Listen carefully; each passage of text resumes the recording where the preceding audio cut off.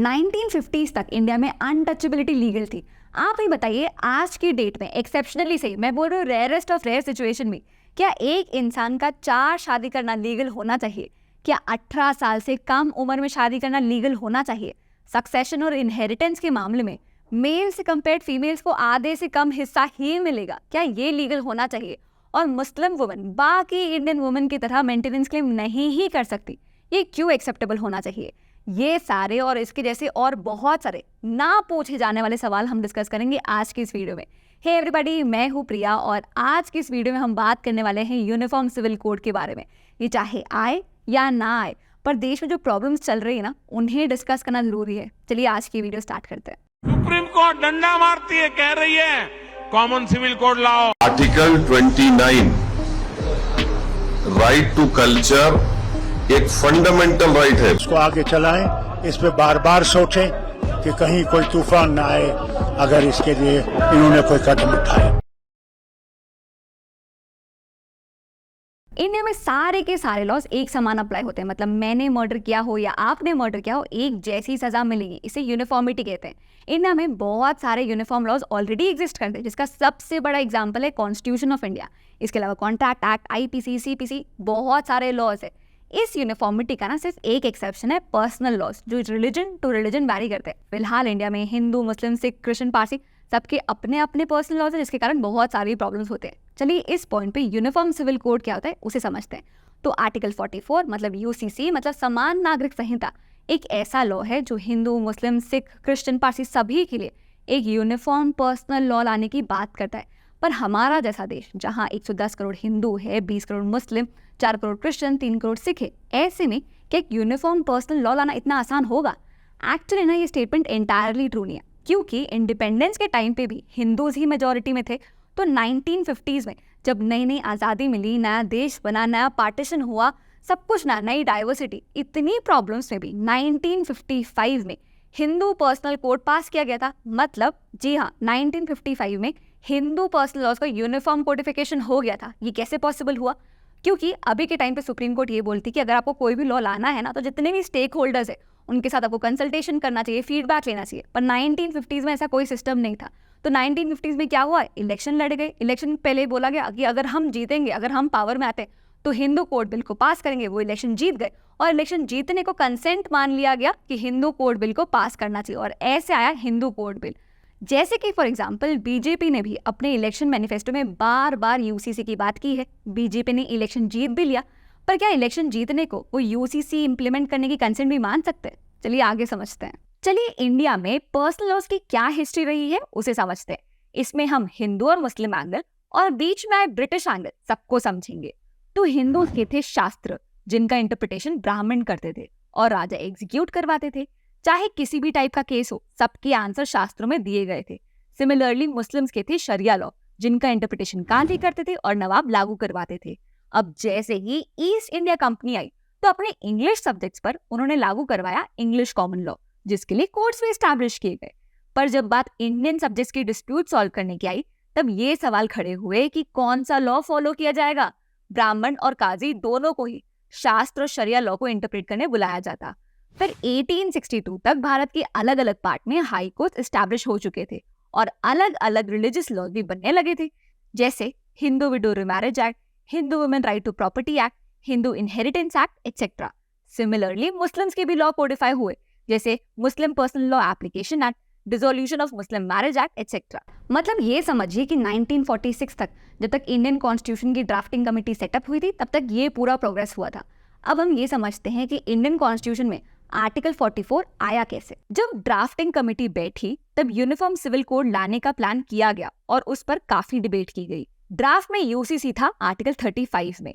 चर्चा के दौरान मोहम्मद इस्माइल ने इस आर्टिकल 35 में एक प्रोवाइजो ऐड करने को कहा, जो कहता है कि किसी भी ग्रुप, सेक्शन या कम्युनिटी के ऊपर अपना पर्सनल लॉ गिव अप करने का कोई ऑब्लिगेशन नहीं होगा।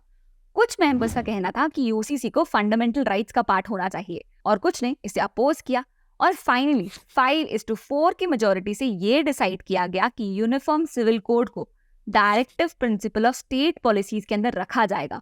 और जब कॉन्स्टिट्यूशन इनैक्ट हुआ तब यूसीसी को आर्टिकल 44 में कवर किया गया। इसके बाद एक बहुत इंटेलिजेंट सवाल होगा ये पूछना कि वो कौन कौन से एरियाज है जिसमें हमें यूनिफॉर्मिटी चाहिए, क्योंकि जब ये पता चलेगा तभी तो यूनिफॉर्म लॉज बना पाएंगे।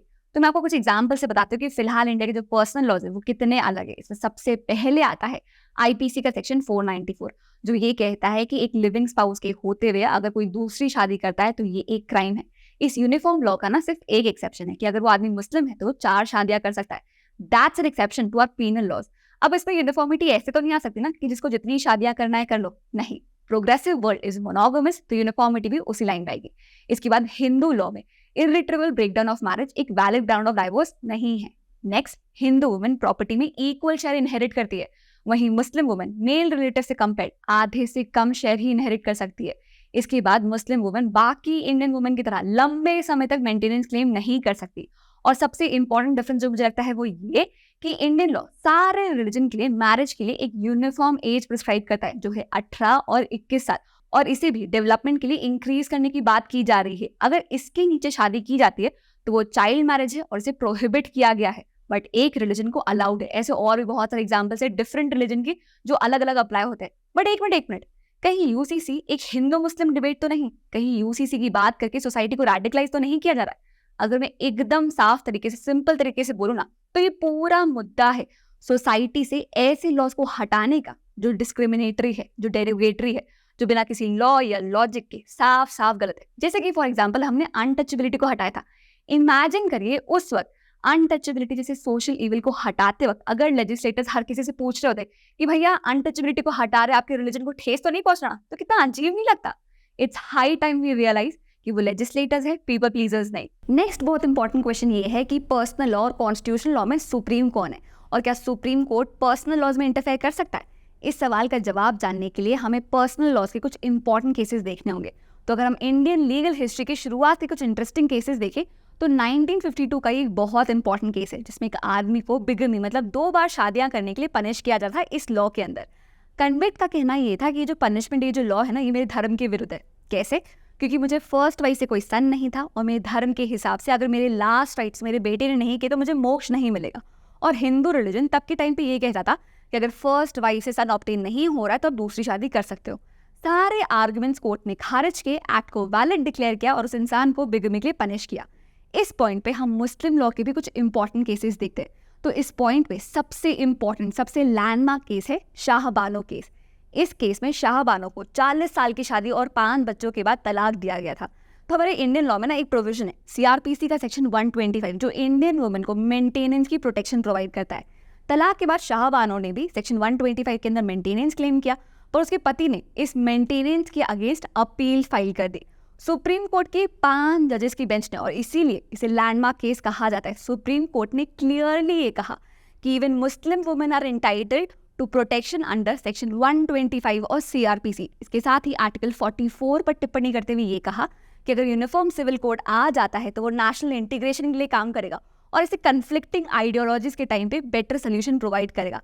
इतने प्रोग्रेसिव जजमेंट को तब की गवर्नमेंट ने ओवरटर्न कर दिया, चेंज कर दिया मुस्लिम वुमेन एक्ट पास करके। ये एक्ट कहता है कि मुस्लिम वुमेन सेक्शन 125 के अंदर प्रोटेक्शन क्लेम नहीं कर सकती, वो सीआरपीसी के अंदर मेंटेनेंस डिमांड नहीं कर सकती।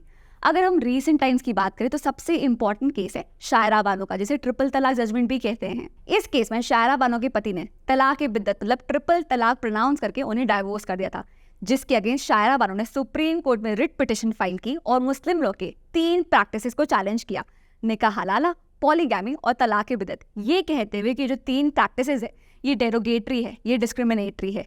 जिसके against all India Muslim personal law board का कहना ये था कि क्योंकि मुस्लिम पर्सनल लॉ कोडिफाइड नहीं है, उसे कॉन्स्टिट्यूशन के आर्टिकल 25 का प्रोटेक्शन मिलना चाहिए, मतलब उसका जुडिशियल रिव्यू नहीं हो सकता, मतलब मुस्लिम पर्सनल लॉ को आप कॉन्स्टिट्यूशनली चैलेंज नहीं कर सकते। इस केस में सुप्रीम कोर्ट ने 3:2 की मेजोरिटी से तलाक ए बिद्दत को, ट्रिपल तलाक को अनकॉन्स्टिट्यूशनल डिक्लेयर किया क्योंकि वो एक एसेंशियल रिलीजियस प्रैक्टिस नहीं है।